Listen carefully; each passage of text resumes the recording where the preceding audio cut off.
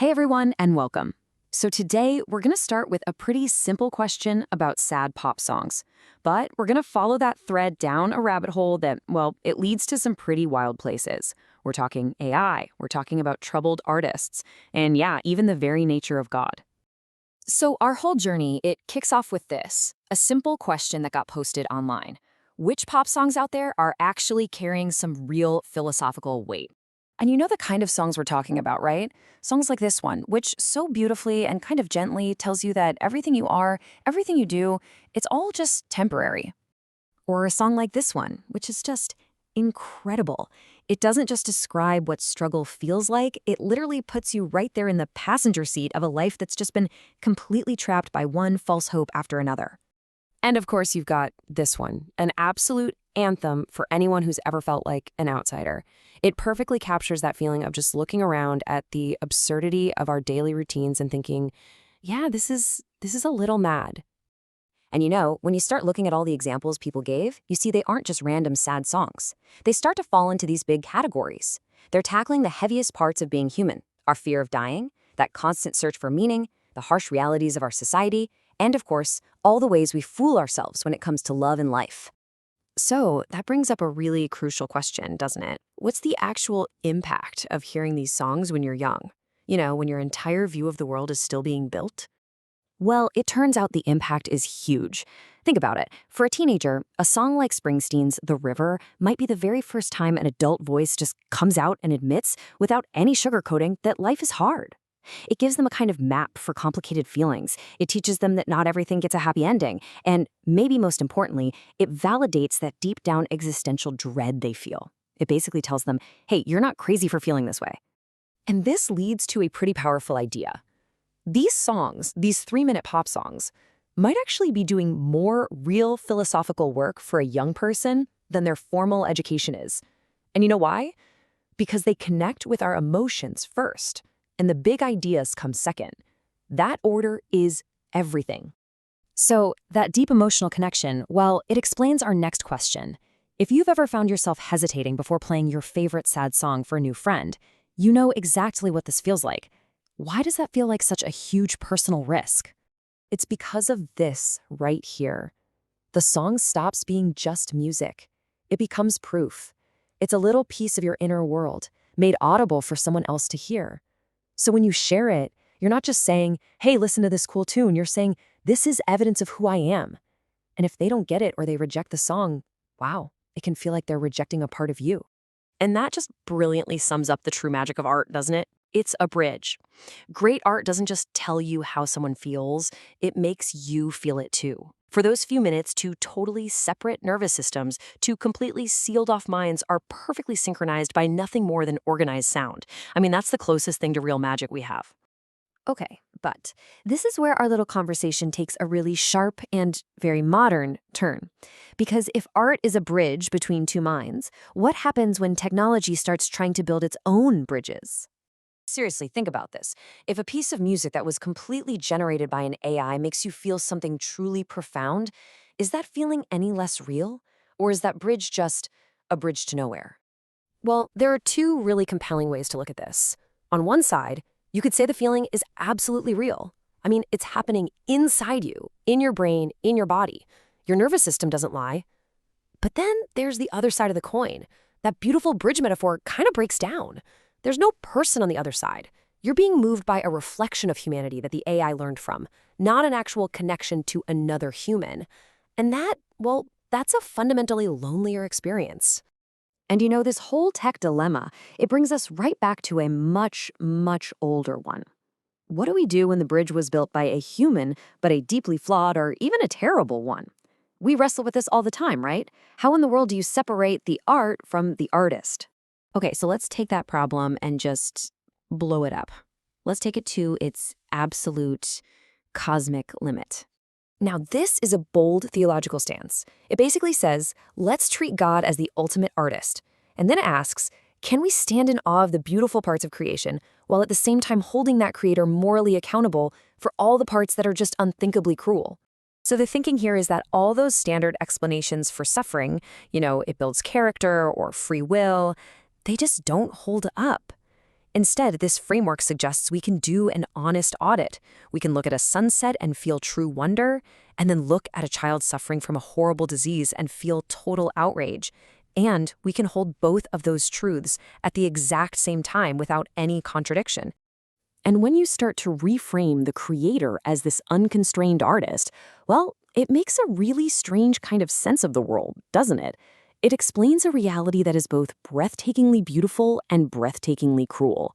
It's like a human artist who's a monster to everyone around them, all in service of their vision, but with no constraints, no consequences, and on a totally cosmic scale.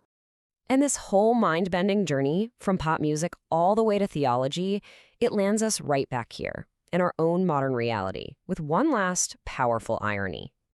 Remember the big promise of automation? The whole idea was that robots would do all the boring physical jobs, freeing up humanity to finally write poetry and make art. Well, it turns out that is not what's happening. Not at all. We got this great inversion. We got it completely backward.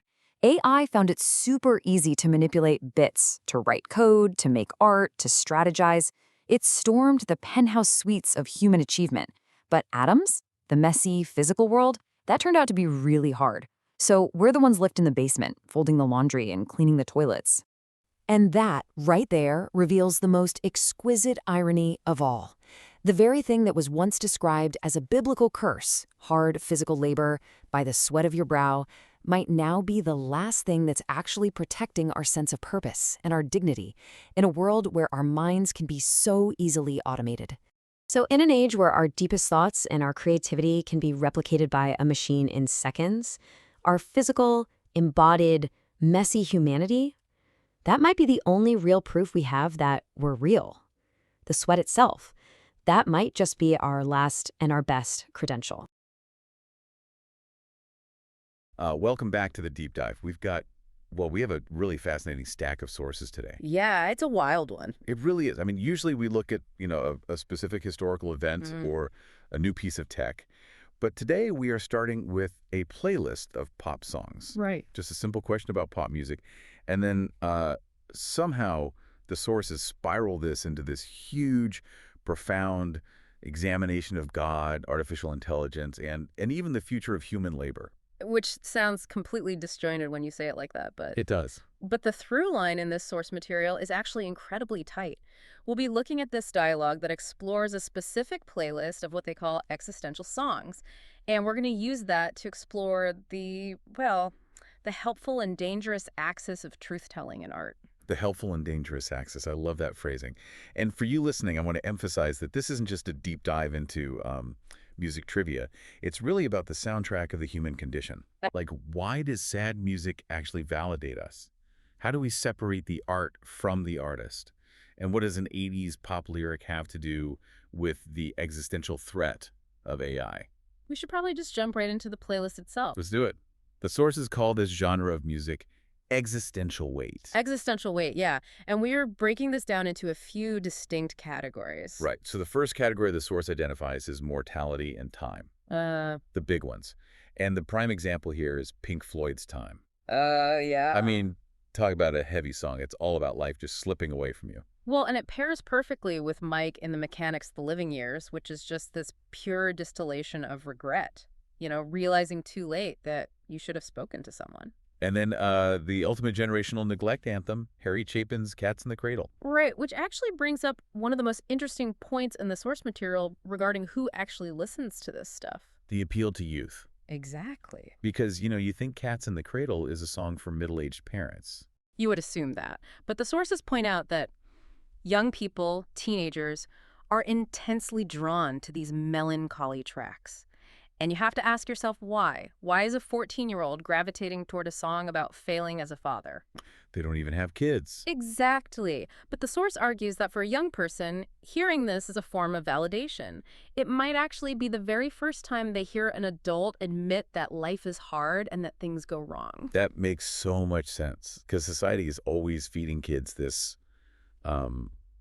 relentless optimism. You can be anything. Everything is great. Right, and kids are smart enough to know that's not totally true. They feel existential anxiety. So when a song comes along and says, yeah, we make huge mistakes, it normalizes that anxiety instead of pathologizing it. It's emotional literacy. Yes. Like planting a seed. Hmm. The source says a song like Cats in the Cradle plants a warning before the listener has actually lived out the mistake. It gives them the vocabulary for grief and regret without making them pay the actual price for it first. Wow. And then the sources move on to another category of this existential weight, which is meaninglessness. They bring up Tears for Fears Mad World. The alienation in that song is palpable. Yeah, and Jackson Browne's running on empty, just going through the motions. And that ties right into the third category, which is social reality. This is where things get really grounded. Very. We're talking Tracy Chapman's Fast Car. A masterpiece. It is. The song is literally about the trap of poverty. Or Billy Joel's Allentown, capturing the complete economic collapse of a factory town. And again, going back to the youth appeal, there's a literary level ambiguity in these pop songs. The source specifically mentions John Mellencamp's Jack and Diane. Oh, right. Two American kids doing the best they can. Right, but the song doesn't actually resolve their problems. It just presents their reality and holds it there. And that teaches a young listener how to just sit with complexity. It doesn't offer a fake happy ending. It just tells the truth. Yeah. But the source actually takes a really sharp turn right here, because setting things to a sad melody is only one way to deliver a hard truth. The delivery mechanism. Yes. Tragedy versus comedy. This is where the helpful and dangerous axis really comes into play, because comedy might actually be the sharper, more effective delivery mechanism for truth. How so? Well, think about the contrast. When you hear Kansas start playing Dust in the Wind, you know it's a heavy song. You brace yourself for it. Your defenses are up. Right. I'm preparing to feel sad. But the source contrasts that with Monty Python, specifically the song Always Look on the Bright Side of Life. From Life of Brian. Exactly. You are literally listening to a cheery, upbeat tune, People are whistling. While the characters are actively being crucified, you are laughing at a crucifixion. The sheer absurdity of it is completely disarming. Your defenses are totally down. Down completely. And while your defenses are down, the truth hits you. It slips right past your armor. But the source warns that there is a real risk factor here. They bring up George Carlin as the prime example. Carlin is fascinating in this context. He's the ultimate truth-teller comedy guy. He is. But the source makes a brilliant distinction. For a grounded, mature person, listening to George Carlin tear down societal norms and institutions is incredibly liberating. It builds critical thinking. You nod along like, yeah, the system's ridiculous. Right. But, and this is the danger axis, for someone who is unmoored, maybe a younger person who hasn't found their footing in life yet, Carlin's comedy can be destructive. It can rapidly accelerate nihilism. Because if nothing matters, why try? Exactly. If the whole game is rigged and society is a joke, why build a career? Why form relationships? So the difference between wisdom and nihilism is often just age. Age and context. Yeah. That's the core insight here. The exact same message that frees a 40-year-old might completely destroy a 15-year-old's motivation. That'll really shift how you look at authenticity, doesn't it? Which brings us to the next section of the source material. Why do some songs that try to give advice work, while others just sound totally fake? The saccharine versus the sincere. Yes, because advice songs are usually awful. Unlistenable. But the source highlights a few that actually work. The big one being the sunscreen song. Oh, Biz Luhrmann. Everybody's free to wear sunscreen. Yes. Now, why does that work? It's literally just a list of advice. It works because of how it frames itself. It immediately admits its own ignorance. The very first thing the narrator says is, I don't know much. My advice has no basis more reliable than my own meandering experience. Right, it lowers its own status. Exactly. And the source note that the lyrics actually came from a newspaper column by Mary Schmish. So it reads like hard-won notes from someone in the trenches, not a glossy greeting card. It's honest. And the source also points to England Dan and John Ford Coley's Love is the Answer. Which on paper has incredibly simple, almost cliche lyrics. But it works because of the delivery. The fragile sincerity in their voices. The credibility of the messenger completely changes the message.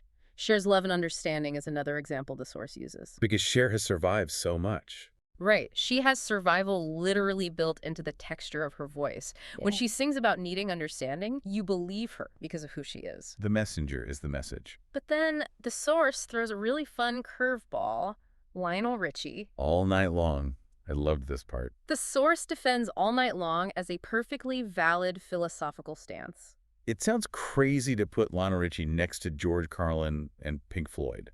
But the argument is amazing. It really is. The source calls it Nietzschean affirmation. Saying yes to life. Yes. Mm. You can understand the void, you can see all the darkness and the tragedy of the world, and your response can be pure joy and dancing. That's a valid response to existence. It's defiant almost. It is. The source makes the case that you can hold George Carlin and Lionel Richie in the exact same record collection. In fact, having that kind of range is the very definition of wisdom. You need the critique of Carlin and the affirmation of Richie to be a complete person.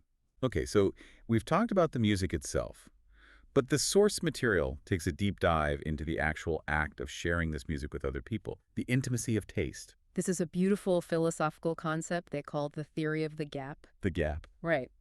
So picture this. You find a deep cut, a song you absolutely love. The source mentions Propaganda's The Murder of Love, or maybe a track by Chalk Circle. Really specific, deeply personal tracks. Yeah. And you play it for a friend. You are sitting there watching their face, waiting for them to react. And if they just shrug or say it's boring, it physically hurts. It feels like a total rejection of you. But why? It's just a song. Well, according to the theory of the gap, it's not just a song. The philosophical premise here is that we are all sealed nervous systems. Sealed nervous systems. Right. We are trapped inside our own bodies. I can never truly know what it feels like to be you. The source brings up Thomas Nagel here, right? Yes, the famous philosophical essay. What is it like to be a bat? Nagel argues that even if we know everything about a bat's sonar and brain, we can never actually experience the subjective feeling of being a bat.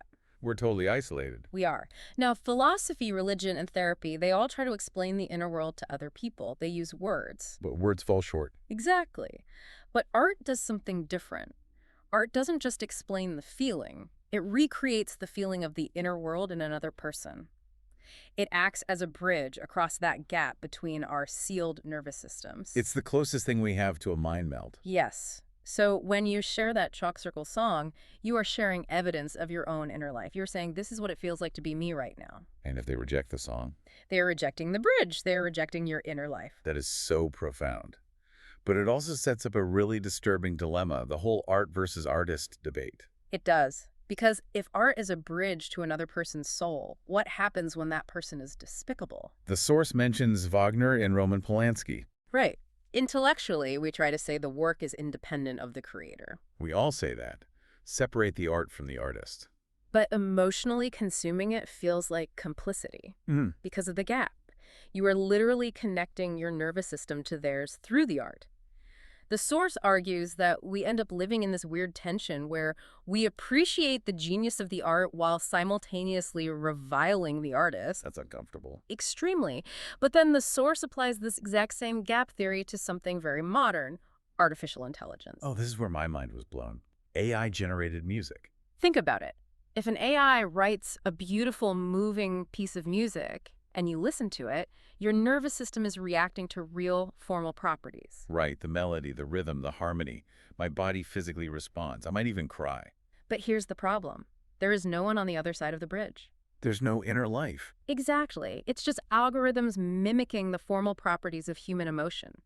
The source describes this as a lonely experience dressed up to look the same. A lonely experience dressed up to look the same. That is terrifying. You are being moved by a reflection, not a connection. There's no mind meld happening. Because there's no mind. Exactly. Okay, I want to pivot here because the source material drops what they literally call a searing hot take. It's a massive theological pivot. It really is. We go from AI music right into the nature of God. So the source is tackling the age-old problem of suffering. Why does a good God allow terrible things to happen? And it aggressively rejects the standard theological defenses. Like free will or the idea of soul-making, that suffering builds character. Right. The source points out that those defenses might work for human actions, but they completely fail when you look at nature. Or things like childhood cancer. Right. What character is a toddler building by getting sick? Exactly. And the central example the source uses, which is truly the stuff of nightmares, is the ichneumon wasp. Oh, man, the wasp. Tell them about the wasp. So this is a real insect that Charles Darwin actually wrote about, and it deeply troubled him. This wasp paralyzes a caterpillar, lays its eggs inside the caterpillar's living body, and when the wasp larvae hatch, they get the caterpillar from the inside out. While it's still alive. Yes. They deliberately eat the non-vital organs first to keep the caterpillar alive as long as possible. It's just raw horror. Pure horror. You cannot justify that by saying the caterpillar is exercising free will or that the caterpillar is building its soul. It's just unadulterated suffering. So how does the source resolve this? If God isn't a moral guardian teaching us lessons, what is he? The reframing is wild. The source suggests we look at God not as a moral guardian, but as an unconstrained artist. God is Picasso. Exactly. Think about human artists. A genius painter or director will often sacrifice everything, relationships, comfort, ethics, just to achieve their vision. They don't care about the collateral damage, they just care about the art. Right. Now scale that up to the cosmos. God creates the majesty of the Himalayas, Beautiful. and God creates leukemia and the wasp. It's all just expression. Pure expression without any consequences for the creator. That is a dark way to view the universe. It is, but the source argues that this perspective actually allows for what they call a mature theism. What does that mean? It means you don't have to lie to yourself. You can fully appreciate the breathtaking beauty of creation, the stars, the oceans, music, but you can simultaneously maintain a moral indictment of the suffering it contains. You don't have to pretend the wasp is somehow good. You can just say the art is profound, but the process is brutal. Exactly. Wow. Okay, we are in the deep end now, but we need to bring this back around to the final topic in the sources, which ironically ties all of this. Yeah. The suffering, the AI, the labor, together. Sort of bits versus atoms. Yes, the final irony of human progress. It's the ultimate inversion of what we were promised. Right, because for decades, the promise of automation was that robots were going to do all the physical labor. They would clean the toilets, mine the coal, do the heavy lifting. So that humans could be freed up to write poetry, paint, and do philosophy. The utopia of the mind. But the reality is the exact opposite. It's so backwards. AI is currently writing the poetry and generating the code because bits, digital information, are actually very easy to manipulate. While atoms' physical reality are incredibly hard.